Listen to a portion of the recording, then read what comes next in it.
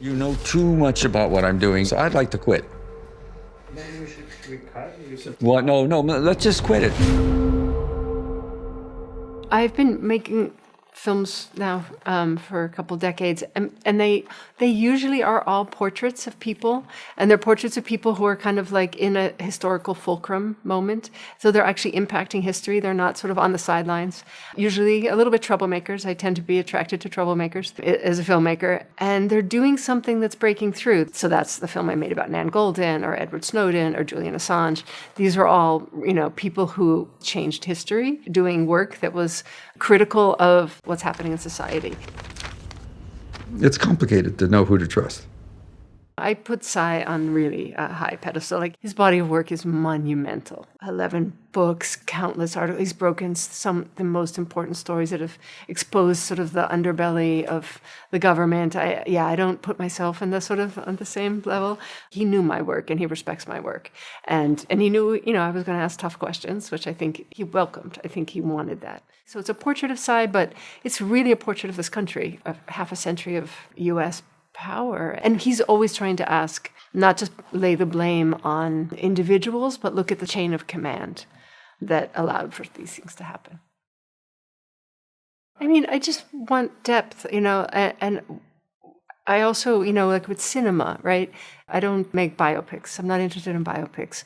But there are biographical things in the film, but they're there to sort of help the audience understand what makes Cy tick and why he does what he does. So we meet him and he's talking sort of like it's a procedural unpacking of how he exposed the massacre in My Lai.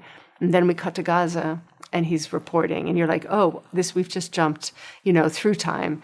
And so I think Cy is somebody who's really, seeking the truth always. And I like to have mysteries in films. The fact that his partner, he's been married to for 60 years. She's a psychoanalyst, which for me, of course, the filmmaker in me thinks this is fascinating. And he wouldn't be able to do his work without her. And I also like the fact that she has boundaries and that the audience knows that she has boundaries.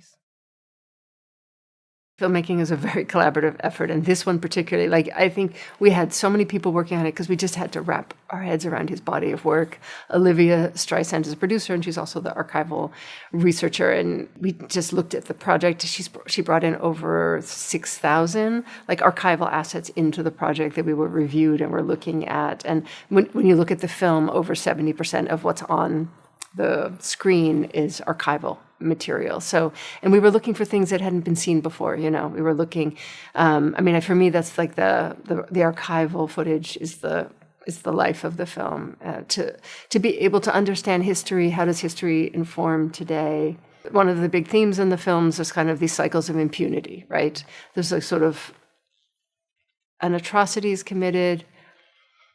It's denied at first, then it's acknowledged, then nobody's held responsible, and then we forget about it. Set, repeat. And I think one of the things the film is trying to do is say, no, we have to deal with these things when they happen in real time, and we also need a press that is asking the right questions. We don't need a press that's going to be critical of the Iraq War 10 years later. We need critical press, when it's happening.